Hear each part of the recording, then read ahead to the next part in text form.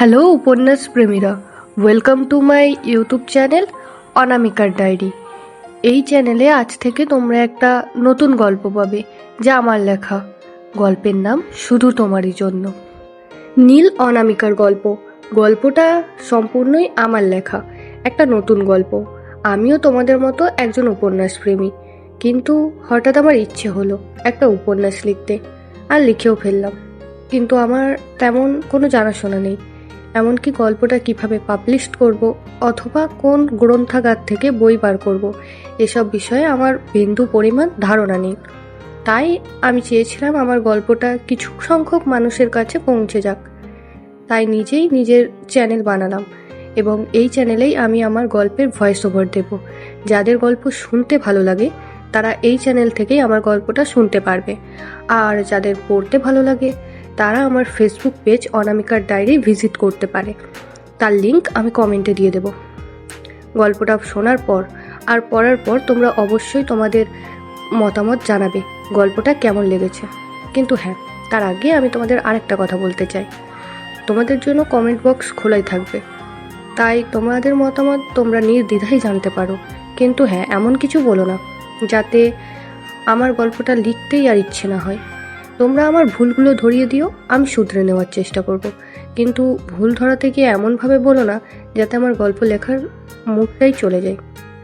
আর একটা কথা, আমি কোনো প্রফেশনাল ভয়েস আর্টিস্ট নই, তাই আমার আওয়াজে গল্প শুনতে তোমাদের একটু প্রবলেম হতে পারে, একটু অ্যাডজাস্ট করে নিও।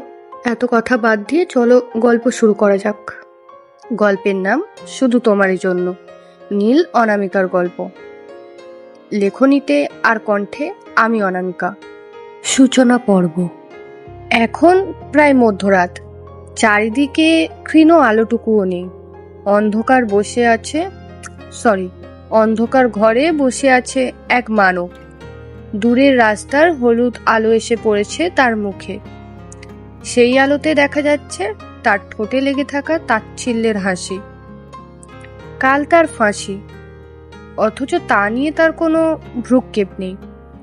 সাদা চক দিয়ে খুঁড়ে খুঁড়ে এঁকে চলেছে জেলের দেওয়ালে এক নারীর ছবি। ছবির নিচে গুটি গুটি অক্ষরে লিখেছে সুইট গার্ল। তারপর এক বিকট হাসি দিল সেই মানব। ওপরের দিকে তাকিয়ে হতাশা ভরা কণ্ঠে বলল, জানো হে পৃথিবী, আমায় কেউ ভালোবাসলো না।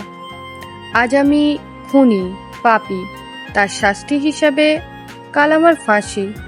কিন্তু আমি তো খুনি হয়ে জন্মাইনি। এই পৃথিবীতে তো কেউ পাপী হয়ে জন্মায় না। এই পৃথিবীর বুকে কি কোনো নারীর ভালোবাসা পাওয়ার যোগ্যতা আমার ছিল না? কেন আমার মা আমায় ছেড়ে চলে গেল? কেন আমার ছোট্ট বোনটাকে এই পৃথিবীর বুকে জীবিত অবস্থায় থাকতে পারল না? ওই কুকুরগুলো ছিঁড়ে খেলো আমার ছোট্ট বোনটার ছোট্ট দেহটা। ওরা পাগলের মতো ছিঁড়ে খেলো। কেন? যাকে আমি ভালোবেসেছিলাম সেই মানুষটা অন্য কারোর হয়ে গেল। যে ছোট্ট মেয়েটা আমার এই বুকে ঝড় তুলেছিল, কাল সেই মেয়েটাই অন্য কারোর বউ হবে। দেখো হে পৃথিবী, আমি হেরে গেছি এই নিষ্ঠুর সমাজের কাছে। আমি হেরে গেছি আমার নিষ্ঠুর নিয়তির কাছে। আমি হেরে গেছি। কাল আমি শেষবারের মতো হারবো ওই ফাঁসির দড়ির কাছে। তবু আমার একটা শেষ ইচ্ছে আছে, যেন পৃথিবী, সে যেন কাল আসে, একবারের জন্য হলেও আমার সাথে দেখা করে। আমি যেন মরার আগে তার চোখে আমার জন্য বিন্দু পরিমাণ জল দেখতে পাই। বিশ্বাস করো সৃষ্টিকর্তা, তাহলে আমি মেনে নেব আমার জন্য এই পৃথিবীর বুকে কোনো এক নারী কেঁদেছিল, কোনো এক নারীর ভালোবাসা আমি পেয়েছিলাম। 2 বছর আগে পশ্চিমবঙ্গের দক্ষিণ 24 পরগনার ডায়মন্ড হারবারে অবস্থিত ফকিরচাঁদ কলেজ। 1948 সালে প্রতিষ্ঠিত এই ঐতিহাসিক উচ্চশিক্ষা কেন্দ্রটি হুগলি নদী ও বঙ্গোপসাগরের মোহনার কাছে এক মনোরম পরিবেশে দাঁড়িয়ে।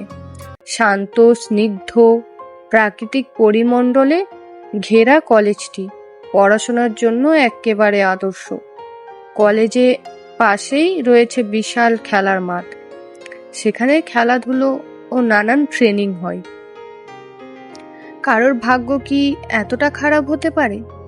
অরিজিৎ সিং এর গানে শুনেছিলাম, হর কিসি কো यहाँ प्यार नहीं मिलता जिंदगी में। কিন্তু আমার তো একটা বন্ধুও নেই বললে ভুল হবে, ছিল, বাট এখন কেউ নেই, কেউ থাকেনি, হয়তো আমিই ধরে রাখতে পারিনি। কলেজ ক্যান্টিনে বসে এই কথাগুলোই অনামিকার মাথায় ঘুরপাক খাচ্ছিল। আজ তার কলেজের দ্বিতীয় দিন, সঙ্গীহীন, একা, হাতে একটা উপন্যাসের বই আর এক কাপ চা। উপন্যাস পড়তে পড়তে চা খাওয়া, এটা তার রোজকার অভ্যাস। চারিদিকে কেউ বন্ধুদের সাথে আড্ডা দিচ্ছে, কেউ প্রিয় মানুষটার সঙ্গে খাওয়া দাওয়ায় ব্যস্ত। হঠাৎ ধপাস করে একটা শব্দ, কেউ একজন অনামিকার উপন্যাস বইয়ে গরম কফি ফেলে দিয়েছে। ধোঁয়াটা কফি পড়তেই পাতাগুলো ভিজে আবছা হয়ে গেল, বাদামি দাগে বইটা নষ্ট। মাথা তুলে অনামিকা রাগে ফেটে পড়ল। কি করলেন এটা? ছেলেটি নির্বিকার গলায় বলল, কি করলাম? ছেলেটির নাম নীল, 6 ফুটেরও বেশি লম্বা, সুঠাম চেহারা, দেখতে একেবারে সিনেমার হিরোর মতো। অনামিকা বই থেকে কফি ঝাড়তে ঝাড়তে বলল, দেখতে পাচ্ছেন না? আমার বইয়ে কফি ফেলে দিলেন কেন? নীল গম্ভীর গলায় জবাব দিল, ইডিয়েট, আমি কি ইচ্ছে করে ফেলেছি? হোঁচট খেয়েছিলাম তাই পড়ে গেছে।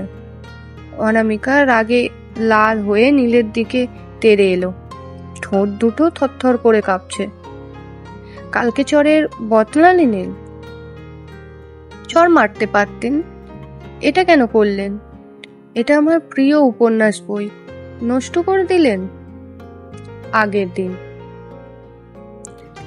আজ অনামিকার কলেজের প্রথম দিন, ক্লাসের দিকেই যাচ্ছিল, হঠাৎ একটা ছেলে সজোরে ধাক্কা মারল।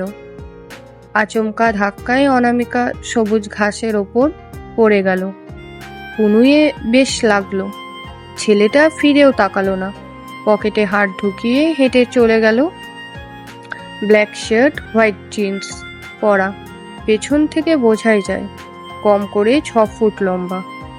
অনামিকা উঠে দাঁড়িয়ে বিড়বিড় করল, অভদ্র, ধাক্কা মেরে সরিটুকুও বলল না, আবার হিরোর মতো সেজে চলে যাচ্ছে। কনুইটা ছিলে গেছে, রক্তও বেরোচ্ছে হয়তো। তবু পাত্তা না দিয়ে ফার্স্ট ইয়ারের ক্লাসের দিকে গেল। প্রথম ক্লাস মিস করা যাবে না। ক্লাসে ঢুকে দেখলো সবাই বন্ধুদের সাথে বসে আছে, কাউকেই চেনে না সে, কোথায় বসবে। শেষে পেছনের একটা খালি বেঞ্চে গিয়ে বসলো, পাশের সিট ফাঁকা। কিছুক্ষণ পর স্যার ঢুকলেন।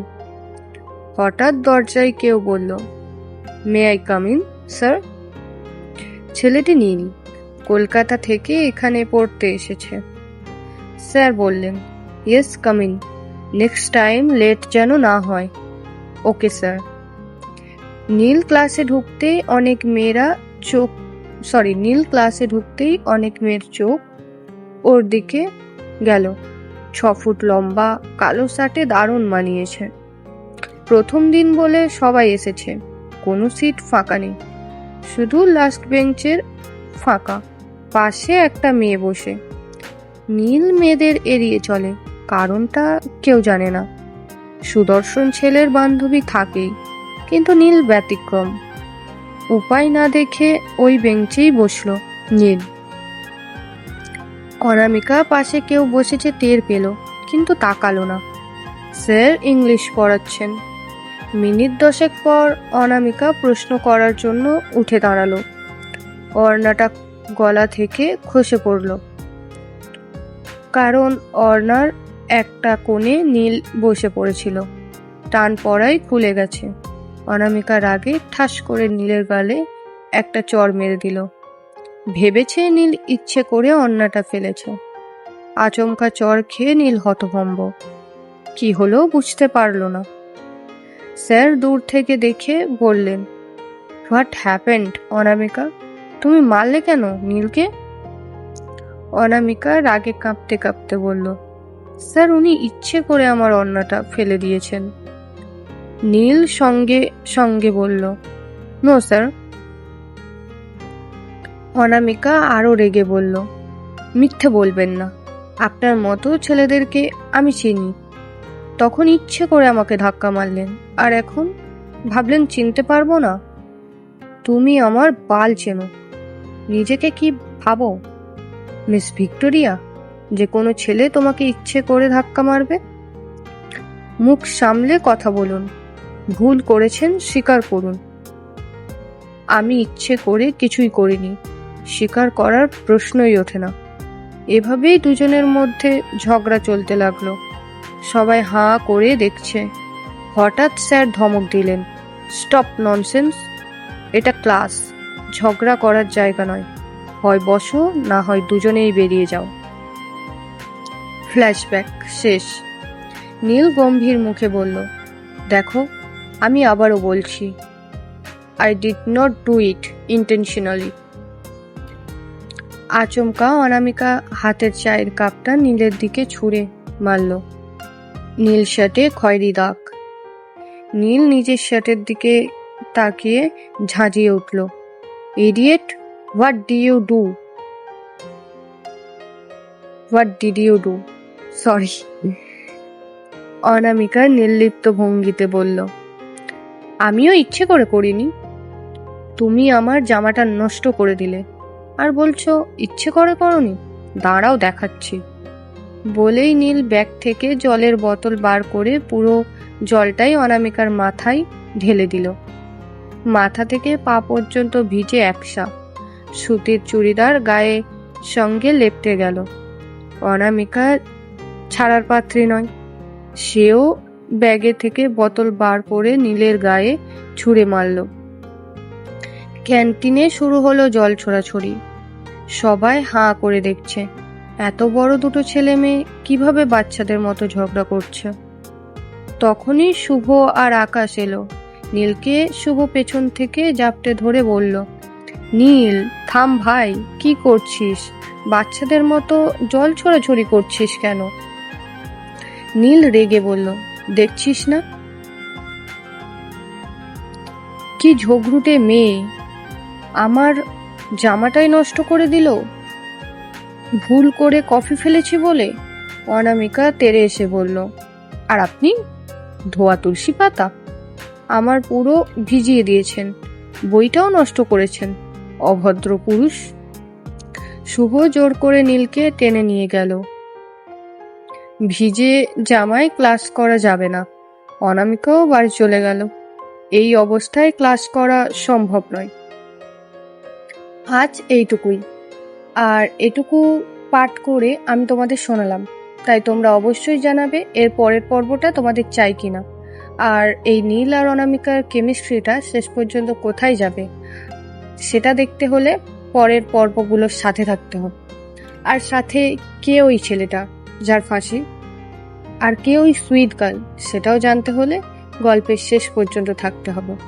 আর আমার চ্যানেলটাকে ইচ্ছে হলে সাবস্ক্রাইব করে দেখো গল্পের পরের পর্ব পাওয়ার জন্য। আমি জানি আমার অনেক জায়গায় ভুল হয়েছে, আটকেছি, কিন্তু এই ভুলগুলো আমি পরের বার শুধরে নেওয়ার চেষ্টা করব। নতুন তো, তাই একটু ভুল হতেই পারে। আর ক্যামেরার সামনে এতটা পড়ার মতো ক্ষমতা আমার নেই, এই ফার্স্ট টাইম, তাই হয়তো অনেক জায়গায় আটকে গেছি, তোতলে গেছি। তাই তোমাদের কাছে ক্ষমা চেয়ে নিচ্ছি। পারফেক্ট না হলেও হয়ে যাবো একদিন।